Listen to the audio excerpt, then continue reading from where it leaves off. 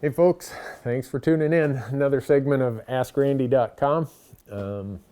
This week we took a bunch of questions actually in the last month that were sent to our email address, askrandy@hunttalk.com. And a bunch of them, because it's January, were about Wyoming. And the reason people email about Wyoming in January is the elk deadline for Wyoming non-resident elk is January 31st. So I thought this would be a good time to talk about everything related to Wyoming. I've hunted elk in Wyoming 4 times in the last 8 years. Great fun, a lot of great elk in Wyoming, lots of public land in a lot of the places, but a very complicated drawing system. And if you're not on the ball and know these deadlines and know what you need to do, odds are you're going to be on the outside looking in, and I want you to go hunting there. So let's get into some of the basics about Wyoming. I've got my list of notes here on the screen, so if you see me looking that way, it's because I want to make sure I get them all. But Wyoming has a very different system for residents than they do for non-residents. In fact, for residents, for the most part, it's really simple. For us non-residents, it gets really complex. And we have a different system and a different allocation of tags for elk than we do for deer and antelope, than we do for moose, goat, and sheep. So I'm going to talk about how they do it. First deadline, January 31st, is elk. We want to talk about an early deadline. That's Wyoming. Most people miss that Wyoming, not most, but a lot of people miss that Wyoming deadline, and then they're saying, gee, what happened? Moose, goat, sheep, and bison, those deadlines are February 28th. And the results are sometime in early May. The elk deadline that I told you about of January 31st, usually those results are out that last week of February.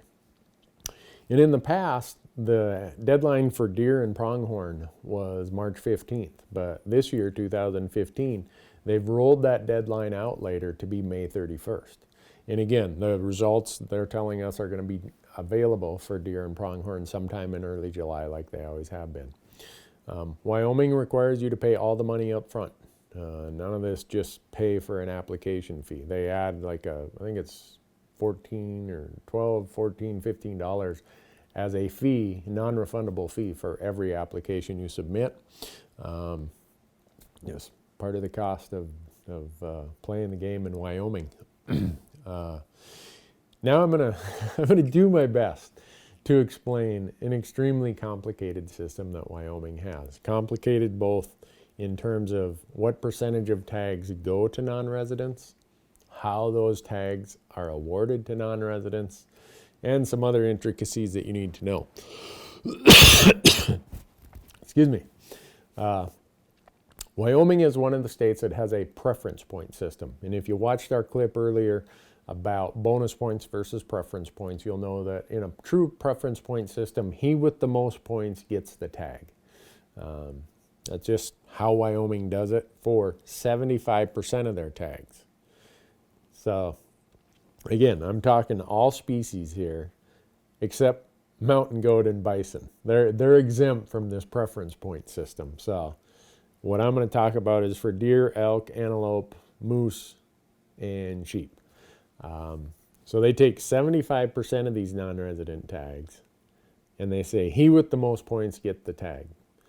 And anyone who didn't draw in this first 75% preference point round gets thrown into the random round. And then so the other 25% of the tags go into this random drawing where everybody who applied gets their name in the hat, regardless of your points. And 25% of the tags for every hunt code are drawn based on just the fact that I applied. Forget about the point system. So that's kind of the basic that you got to think about as we discuss every one of these Wyoming drawings for every species. And this is going to take a while, so hang with me here. But the other part about Wyoming's system that's unique to other states is, say you miss the elk deadline of January 31st. You're like, oh gosh. In most states, you'd just be out of luck.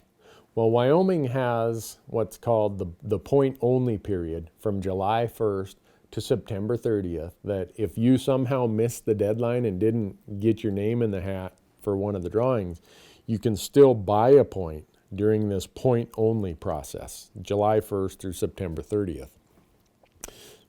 Very few states have that.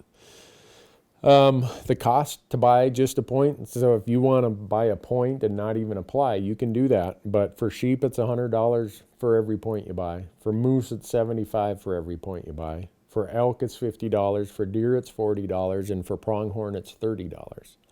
So buying points starts to add up to a bit of money in Wyoming. But a lot of people are doing it. And the reason they're doing it is the quality of hunting is really good. We as non-residents, we get allocated 15% of all limited entry elk tags in Wyoming. And then we get 20% of all the deer, the antelope, the moose, and the goat tags. So that's a pretty, what I'd call, generous chunk of the tags. More so than a lot of states, more so than my home state of Montana, where non-residents only get up to 10%. But there's another quirk to the Wyoming elk side of it. Yeah, we get 15% of all the limited entry tags as non-residents, but Wyoming statute says that they must issue, I think it's 7,250, might be 7,500, but I think it's 7,250 total non-resident bull elk tags. So let's say that 15% of the limited entry tags comes to 2,250 non-resident limited entry tags. Well, in order to meet their statutory requirement of a total of 7,250 non-resident bull tags, they have to then issue 5,000 what's called general tags. And if you look in the regulations, I can't list them all here, but there's a lot of units that if you draw this general tag in Wyoming for elk, you can go and hunt them. And each of them have different opening dates and closing dates. Some of them are, archery starts earlier.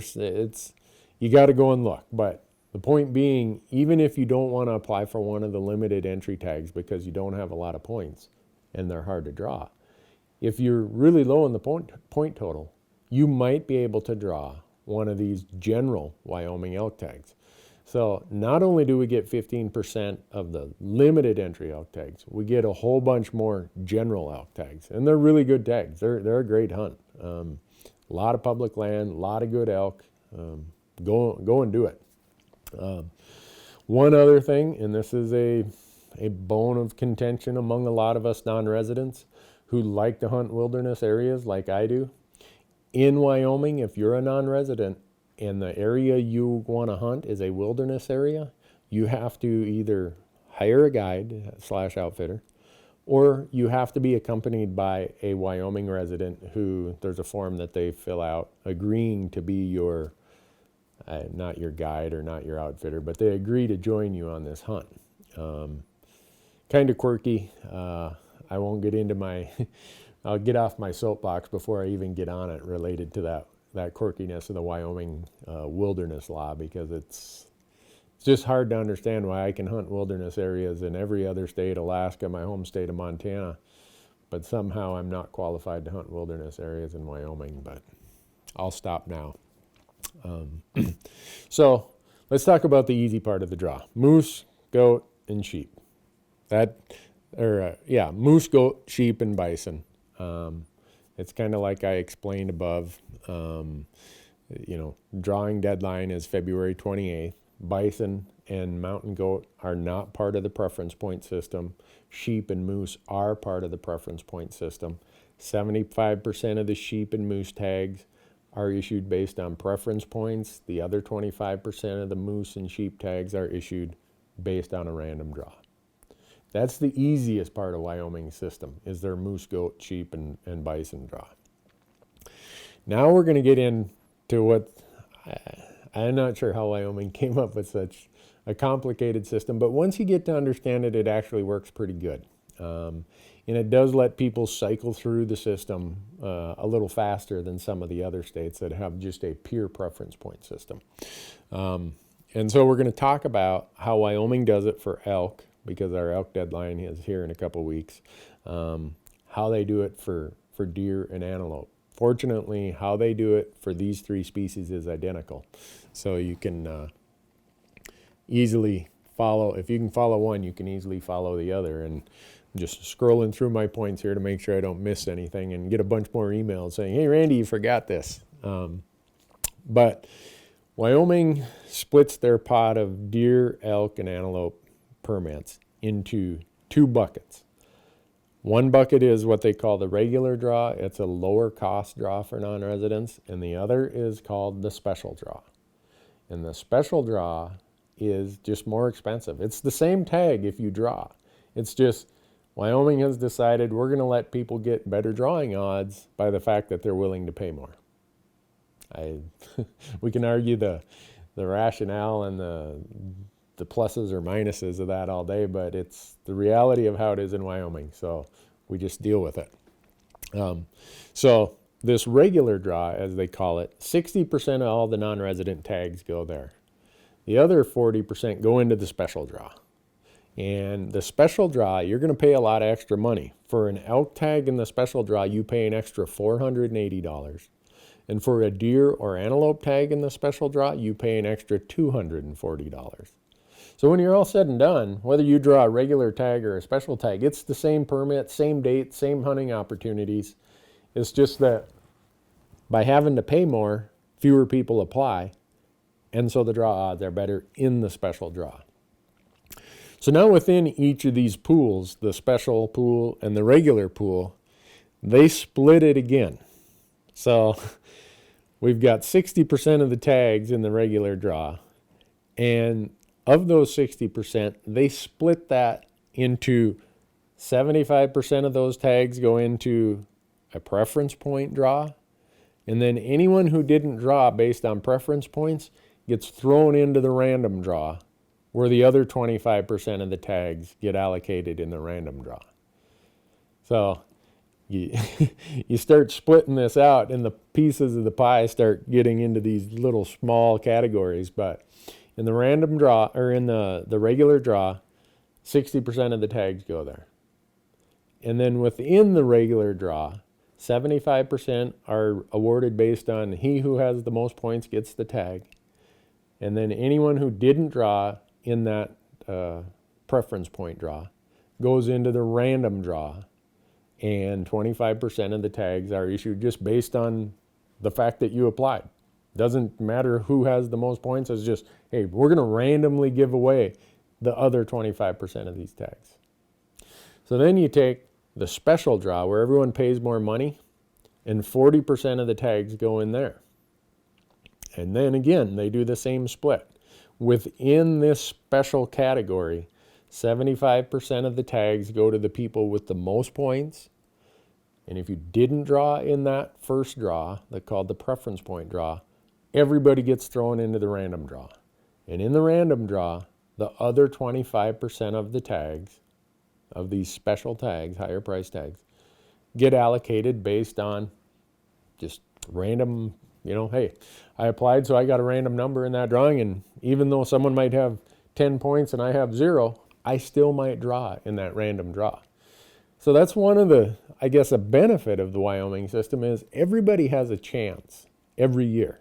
Yeah, in the really hard to draw units, it might be a very slim chance, but you still have a chance. So for me, I tell people, even if you don't think you have the points, apply.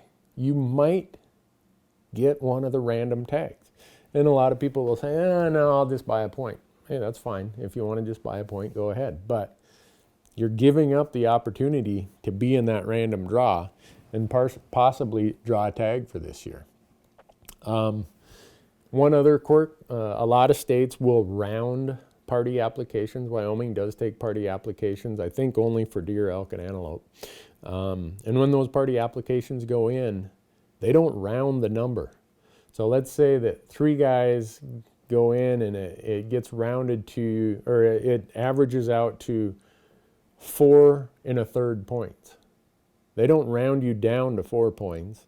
Or if you have 4 2/3 points, they don't round you up to 5 points. You go in at 4 1/3. And so if you look at the Wyoming drawing statistics, and they're always out on their website for every year, you'll see, how many people drew at each point level. And you'll see times where people drew with 4 1/3 points. You're like, how could that be? Well, 3 guys put in and they averaged 4 1/3 points. Just the way that the Wyoming does it. Other states will round up or round down. Some states will say, if you're a party application and you have one guy with 10 points and one guy with 2, you go in at the lowest guy. In other words, you'd go in with 2. Colorado would be an example of that. Wyoming no longer accepts paper applications. You have to do it online. And their online system is very easy to use. But you got to pay all your fees up front. That keeps a lot of people out of the game in Wyoming. They just buy points until they feel that, okay, this is the year where I'm willing to spend the money. So that's Wyoming. It's very complicated, but once you get to understand it, it's really not that complicated.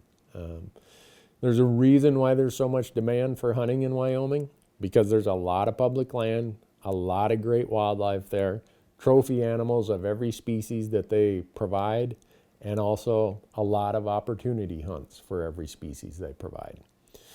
That's it for Wyoming. Get your applications in before the January 31st deadline for elk, February 28th for moose, goat, sheep, and bison. And send us more questions. The email is here down below, askrandy@hunttalk.com. Wish you all the luck in the drawing. Just don't take my tag.